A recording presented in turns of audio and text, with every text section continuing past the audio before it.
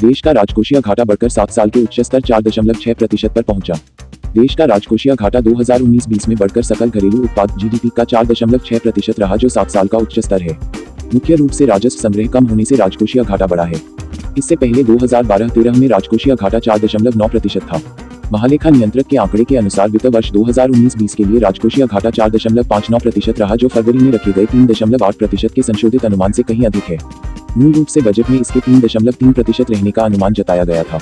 राजकोषीय घाटा में वृद्धि बताता है कि कर संग्रह कम रहने के कारण सरकार की उधारी बढ़ी है। आंकड़ों के अनुसार राजस्व घाटा भी बढ़कर 2019-20 में जीडीपी का 3.27% रहा, जो 2.4% के संशोधित अनुमान से अधिक है।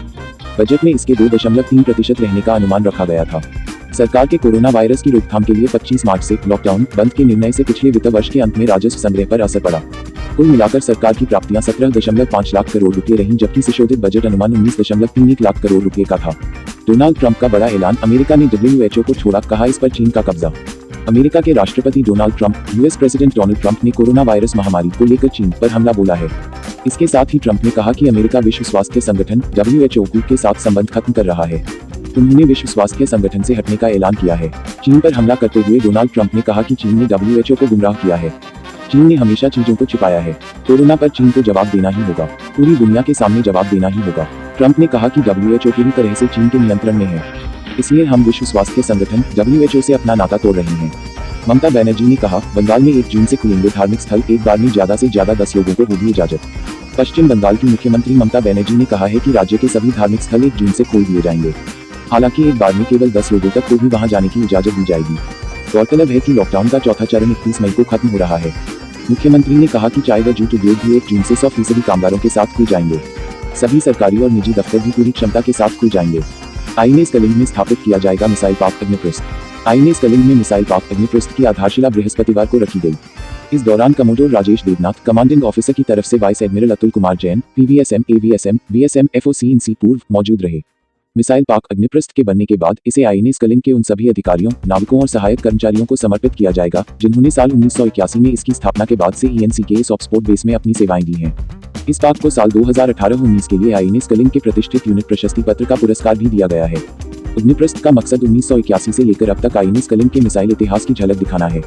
बता दें कि मिसाइल पार्क की स्थापना मिसाइलों और ग्राउंड सपोर्ट इक्विपमेंट GSE की प्रतिकृति के साथ की गई है, जो यूनिट की तरफ से संचालित किए गए मिसाइलों के विकास को प्रदर्शित करते हैं।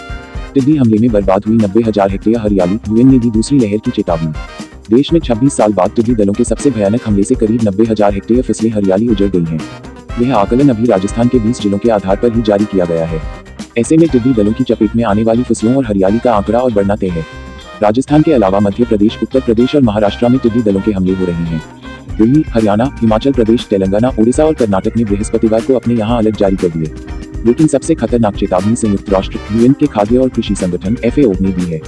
FAO ने टिड्डी दलों के बिहार, ओडिशा तक पहुंचने की चेतावनी देने के साथ ही मानसूनी हवाओं के साथ जुलाई में दोबारा उत्तर प्रदेश, मध्य प्रदेश, राजस्थान लौटने की चेतावनी दी है। रूस, कुवैत और दुबई में फंसे यात्री घर वापस लौटे, लखनऊ में लैंड हुए 3 विमान। वंदे भारत मिशन के अंतर्गत गुरुवार को रूस, कुवैत व दुबई में फंसे यात्रियों को वापस वतन लाया गया। अमौसी एयरपोर्ट पहुंचने के बाद उनकी थर्मल स्क्रीनिंग की गई और सामान की जांच पड़ताल के बाद क्वारंटीन सेंटर भेज दिया गया। विदेश में फंसे भारतीय नागरिकों को वापस वतन लाने के लिए केंद्र सरकार की ओर से वंदे भारत मिशन चलाया जा रहा है, जिसके अंतर्गत 3 फ्लाइटें चौधरी चरण सिंह अंतर्राष्ट्रीय एयरपोर्ट पहुंची। इसमें पहला विमान जजीरा एयरलाइन का J9 1423 शाम करीब 6 बजे एयरपोर्ट पहुंचा, जिससे कुवैत में फंसे भारतीय नागरिकों को वापस लाया गया। दूसरी फ्लाइट फ्लाई दुबई एयरलाइन की AFJ 8235 थी, जो दुबई से अमौसी एयरपोर्ट पहुंची। यह फ्लाइट रात करीब 8 बजे आई और अंतिम उड़ान एयर इंडिया की थी। यह एक कनेक्टिंग फ्लाइट थी जो रूस से दिल्ली होते हुए अमौसी एयरपोर्ट तक पहुंची थी। यह उड़ान देर रात एयरपोर्ट पहुंची। बाजार में लौटी रौनक, सेंसेक्स ने लगाई 223 अंकों की छलांग, निफ्टी 9500 के पार। सप्ताह के आखिरी कारोबारी दिन यानी शुक्रवार को लाल निशान पर खुलने के बाद शेयर बाजार में रौनक लौटी और यह बढ़त पर बंद हुआ।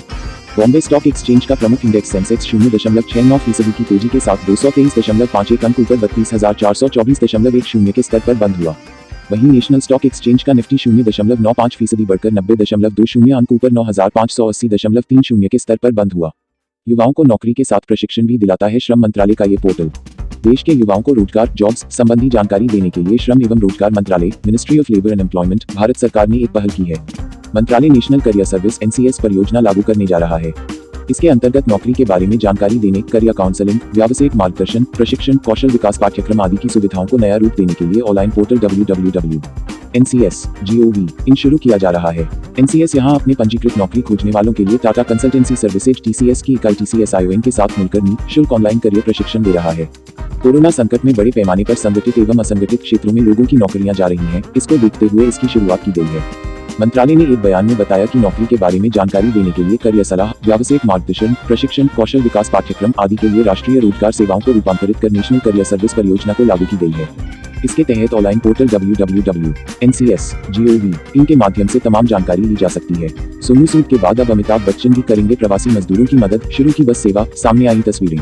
इन दिनों देश कोरोना वायरस नाम की मुसीबत से जूझ रहा है। लोगों की सुरक्षा के लिए लॉकडाउन किया गया, तो ऐसे में कई नई मुसीबतें सामने आकर खड़ी हो गईं। इन्हीं में से एक है प्रवासी मजदूरों, माइग्रेंट वर्कर्स का पलायन। लॉकडाउन के दिनों में सभी अपने अपने घर पहुंचने के लिए पैदल निकल पड़े।